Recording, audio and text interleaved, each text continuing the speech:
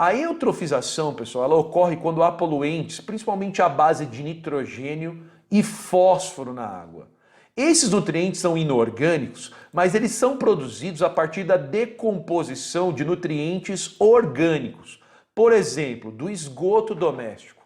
Então, quando não tem tratamento de esgoto e o esgoto vai para a água, o ambiente aquático pode eutrofizar.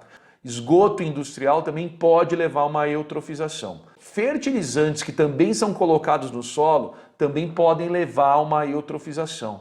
E o melaço nas usinas de cana-de-açúcar, muito comum aqui na nossa região, volta e meia um reservatório de melaço estoura e o melaço escorre para o ambiente aquático, também pode levar a uma eutrofização. Esses resíduos se decompõem, formam muito nitrogênio, fósforo na água e isso leva a um processo de eutrofização. Quais os destinos desses poluentes que podem levar a uma eutrofização? São os ecossistemas de água doce, principalmente os lênticos. É muito mais fácil um lago, uma represa, um açude eutrofizar do que um rio de água corrente. Um sistema lêntico de água doce, pessoal, é um sistema de água parada, lagos, açudes. Esses ambientes em que a água fica parada, que não se oxigena com grande velocidade, eles são mais suscetíveis a um processo de eutrofização. Um rio pode eutrofizar? Um rio pode eutrofizar, mas é mais comum ambientes lênticos de água parada. Pessoal, água doce em geral. Água salgada é mais incomum de eutrofizar, tá certo? E água parada, como eu disse, com pouca oxigenação.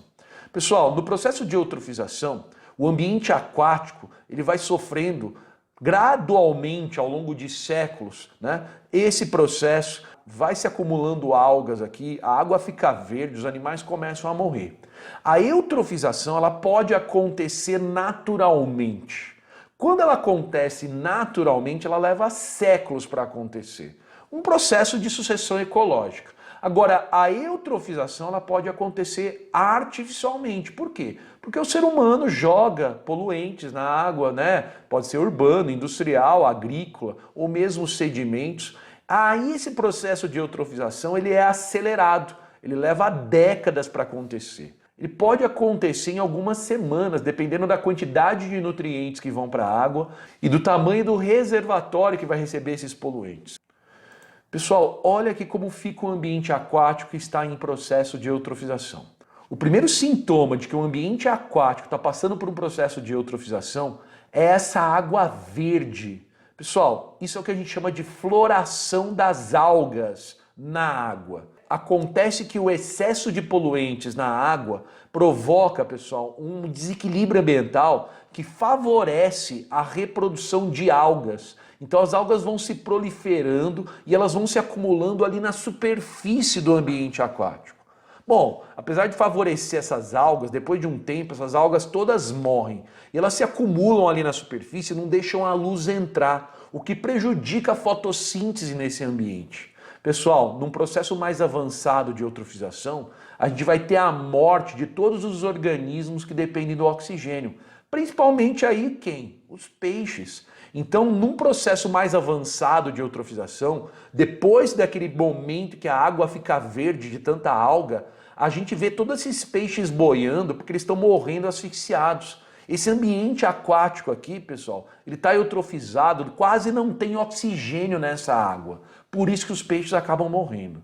Bom, não sei se vocês conhecem essa paisagem aqui, isso aqui é um cartão postal do Brasil. Isso aqui é a Lagoa Rodrigo de Freitas, lá no Rio de Janeiro. Ela já passou por algumas eutrofizações, não foi nenhuma, foram algumas. Aí a prefeitura, o governo do estado age para recuperar a lagoa, mas aí novamente ocorre eutrofização. Por quê? Porque não há cuidado de saneamento. Os dejetos, os resíduos industriais das casas das pessoas seguem sendo jogados na lagoa, então ela vai continuar sempre eutrofizando. Eu lembro que na época da Olimpíada do Rio de Janeiro, era para ter provas aqui de canoagem, de natação, mas não ocorreram porque naquele momento o ambiente da lagoa estava eutrofizado. É um problema bem sério e bem grave. Eutrofização cai bastante em prova, viu, pessoal? E o que cai de eutrofização em prova? Esse percurso que eu vou mostrar nesse slide. É importante que você guarde essas informações que eu vou mostrar aqui. Vou mostrar o passo a passo de um processo de eutrofização que acontece no ambiente aquático. Bom, pessoal, a eutrofização ela começa com o acúmulo de nutrientes na água. Pode ser a falta de saneamento que faz com que o esgoto caia ali, pode ser um resíduo industrial que vai ser levado até o ambiente aquático, pode ser um produto usado na agricultura que foi lixiviado por conta de uma chuva e chegou no ambiente aquático. Quando ocorre excesso de nutrientes na água, isso favorece a proliferação do fitoplâncton, que são as algas. Então aquela floração de algas na água ocorre, a água fica verde de tanta alga. Essas algas, pessoal, elas aumentam a turbidez da água, então elas diminuem a entrada de luz, né? Como elas se acumulam ali na superfície, a entrada de luz no ambiente aquático ela começa a ser prejudicada. E óbvio que aí a gente vai ter uma diminuição na taxa fotossintética. Bom, menos fotossíntese, pessoal, o fitoplâncton acaba morrendo. E a morte desse fitoplâncton acelera a decomposição. A decomposição desses micro-organismos que morreram é uma decomposição aeróbica, é uma decomposição que consome o oxigênio. Então as bactérias que estão na água, elas começam a consumir muito oxigênio porque elas estão agindo nesse processo de decomposição. Ocorre um aumento, né, da demanda bioquímica pelo oxigênio no ambiente aquático. A gente chama demanda bioquímica de oxigênio de DBO. A DBO aumenta, pessoal, e aí a taxa de oxigenação da água cai. O oxigênio dissolvido, OD, cai na água.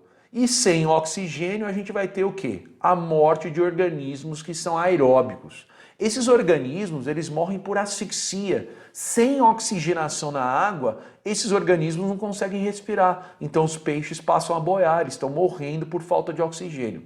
Pessoal, no final do processo de eutrofização, o único grupo de organismos que ocorre na água são aqueles que são anaeróbicos. São aqueles que não dependem do oxigênio para poder sobreviver. Em geral, algumas bactérias. Ocorre uma dizimação dos seres vivos que vivem ali, que são dependentes do oxigênio, só sobra algumas bactérias vivas porque elas são anaeróbicas.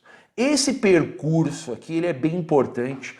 Tem muitos exercícios que pega algumas dessas etapas que eu mostrei aqui, mistura no enunciado e pede para você colocar em ordem nas alternativas. Esse é o tipo de exercício mais clássico de eutrofização que pode aparecer na sua prova, tá bom?